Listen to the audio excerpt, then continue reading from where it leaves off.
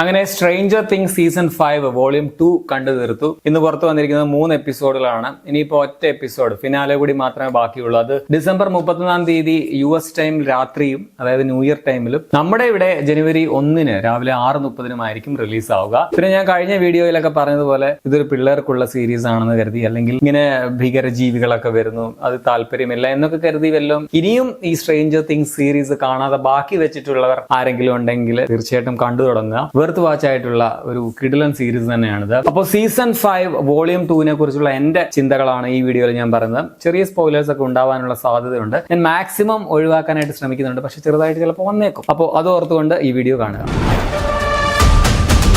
4ാമത്തെ എപ്പിസോഡിൽ ഇവര് കഥ കൊണ്ട് നിർത്തിയ അവിടെ നിന്ന് തന്നെയാണ് വോളിയം 2 ആരംഭിക്കുന്നത്. വില്ലിന് ലഭിച്ച ഒരു പവർ, അതിന്റെ എക്സ്പ്ലനേഷനും കാര്യങ്ങളും ഒക്കെ ചെറുതായിട്ട് പറഞ്ഞു തുടങ്ങി. പിന്നീട് ഇന്ന് റിലീസ് ചെയ്ത ബാക്കി 3 എപ്പിസോഡുകളിൽ ക്ലൈമാക്സിലേക്കുള്ള ഒരു യാത്ര സെറ്റ് ചെയ്യുകയാണ് ഇവർ ചെയ്തു വെച്ചേക്കുന്നത്. ഒരു കളമൊരുക്കമാണ് ഈ വോളിയത്തിൽ നടക്കുന്നത് എന്ന് പറയാം. അതിനിടയ്ക്ക് കുറെ കാര്യങ്ങളൊക്കെ സംഭവിക്കുന്നുണ്ട്. ഇൻട്രസ്റ്റിംഗ് ആയിട്ട്, ത്രില്ലിംഗ് ആയിട്ട് തന്നെ അത് അവർ ഒരുക്കിയിട്ടുണ്ട്. അതൊക്കെ രസമുണ്ടായിരുന്നു കണ്ടിരിക്കാനായിട്ട്. നിലവിലുള്ള ക്യാരക്ടേഴ്സ് കൂടാതെ സീസൺ 2 വെച്ച് നമ്മൾ പരിചയപ്പെട്ട കാളി എന്ന കഥാപാത്രം കൂടി ഇപ്പോൾ ഇവരുടെ ഗ്രൂപ്പിൽ എത്തിയിട്ടുണ്ട്. കൂടാതെ വെക്ന കുട്ടികളെ വെച്ച് എന്താണ് പ്ലാൻ ചെയ്യുന്നത്, ശരിക്കും ഈ അപ്സൈഡ് ഡൗൺ എന്താണ്, ഹോളി മാക്സ് ഇവരുടെ എസ്കേപ്പ് പ്ലാൻ എങ്ങനെയുണ്ടായിരുന്നു, വിജയിച്ചോ, ജോനതൻ നാൻസി ഇവരുടെ റിലേഷൻഷിപ്പ് ഇഷ്യൂസ്, ഡസ്റ്റിനും സ്റ്റീവും തമ്മിലുള്ള ഫ്രണ്ട്ഷിപ്പിന്റെ ആഴം, വില്ലിന്റെ സീക്രട്ട്, ഇതെല്ലാം വളരെ ഇൻട്രസ്റ്റിംഗ് ആയിരുന്നു. ചിലതൊക്കെ ഇമോഷണൽ ആയിരുന്നു. എനിക്ക് ഹോപ്പറിനെ പോലെ കാളിയുടെ പ്രസൻസ് ചിലയിടങ്ങളിലൊക്കെ നെഗറ്റീവ് അടിച്ച്, അത് വെച്ചിട്ട് ഇവരിനി ഫിനാലയിൽ എന്തെങ്കിലും പലരും പ്രതീക്ഷിക്കുന്ന വിധത്തിലുള്ള ഒരു മോശം ക്ലൈമാക്സ് കൊണ്ട് കൊടുക്കുമോ എന്നൊരു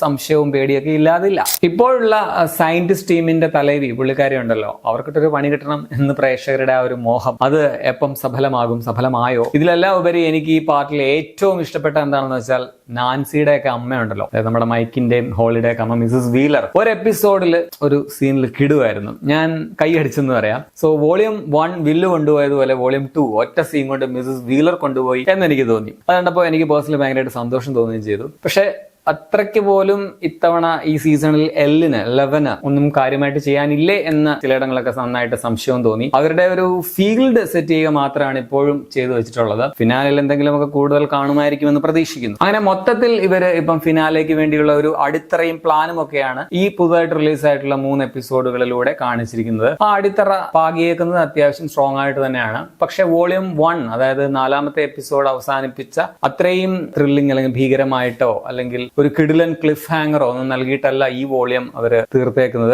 അതുകൊണ്ട് തന്നെ കുറെ പേർക്ക് ചെറിയ രീതിയിലുള്ള നിരാശയൊക്കെ ഉണ്ടാവാനുള്ള സാധ്യത ഉണ്ട്, സ്വാഭാവികം. സ്റ്റിൽ ക്ലൈമാക്സിലെ ഒരു ഫൈറ്റ് അല്ലെങ്കിൽ കഥയുടെ ഒരു കൺക്ലൂഷൻ എന്താണ്, അതിലേക്കുള്ള ഒരു സ്റ്റാർട്ടിങ് മാത്രമായിട്ട് ഇത് ഇങ്ങനെ തീർത്തേക്കുന്നു എന്നേ ഉള്ളൂ. പതിവ് പോലെ എല്ലാവരുടെയും മികച്ച പെർഫോമൻസ് ഉണ്ട്, കിടിലൻ CGI ബാക്കപ്പ് ഉണ്ട്, ടെക്നിക്കൽ സൈഡിൽ അത്രയും സ്ട്രോങ് ആണ്. ഇതിനു മുമ്പുള്ള സ്ട്രേഞ്ചർ തിങ്സിന്റെ സീസൺ 5 വരെയുള്ള റിവ്യൂവിൽ ഞാൻ പറഞ്ഞിട്ടുണ്ടായിരുന്നു എന്റെ ഫേവറേറ്റ് ക്യാരക്ടേഴ്സ് മൊത്തം ആരൊക്കെയാണ് എന്നുള്ളത്. ഇതുകൂടാതെ ഈ സീസൺ ഇത്രയും എപ്പിസോഡുകൾ കൂടി കണ്ടു തീർക്കുമ്പോൾ മിസസ് വീലർ, ഹോളി എന്നിവരോടുകൂടി കുറച്ചുകൂടി ഒരു ഇഷ്ടം തോന്നി തുടങ്ങിയിട്ടുണ്ടായിരുന്നു. കഴിഞ്ഞ പാർട്ടിൽ മാക്സിനെ അപ്രതീക്ഷിതമായിട്ട് കണ്ടപ്പോൾ തോന്നിയ ഒരു സന്തോഷം, വില്ലിന്റെ ഒരു ചേഞ്ച് കണ്ടപ്പോൾ ഉള്ള സന്തോഷം, അതുപോലെ ഒന്നായിരുന്നു കേരൻ വീലറിന്റെ ഇത്തവണത്തെ ആ ഒരു സീൻ എന്ന് പറയാം. ഞാൻ തള്ളി മറിക്കൊന്നുമല്ല, ഒരു വലിയ സംഭവമൊന്നുമല്ല, ഒരു ചെറിയ സീനേ ഉള്ളൂ, ചെറിയൊരു കാര്യമേ ഉള്ളൂ, പക്ഷെ അതിന് നല്ലൊരു ഇമ്പാക്ട് ഉണ്ടായിരുന്നു. സോ മിസസ് വീലർ ആണ് ഈ വോളിയം 2 തൂക്കിയത് എന്ന് പറയാം. ഈ ഒരു സീരീസിന്റെ പ്രത്യേകത തന്നെ അതാണ്. ഇങ്ങനെ ഓരോ ക്യാരക്ടേഴ്സിനെയും ഇപ്പം നമ്മൾ ജസ്റ്റ് സപ്പോർട്ടിംഗ് ക്യാരക്ടേഴ്സ് എന്ന് വിചാരിക്കും, അങ്ങനെ അല്ലാതെ അവർക്ക് കൂടി പ്രാധാന്യം നൽകി മുമ്പോട്ട് കൊണ്ടുപോകുന്നത് ഈ സീരീസിന്റെ ഒരു വലിയ പോസിറ്റീവാണ്. സോ മൊത്തത്തിൽ അപ്പോൾ ഇതൊക്കെയാണ് ഇന്ന് റിലീസായ ഈ 3 എപ്പിസോഡുകളെ കുറിച്ച് എനിക്ക് തോന്നിയ കാര്യങ്ങൾ.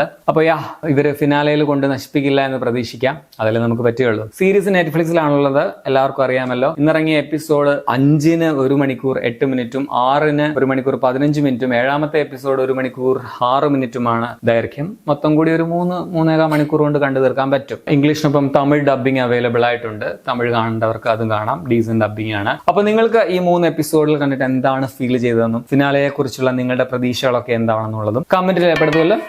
അപ്പൊ ശരിയാണ്.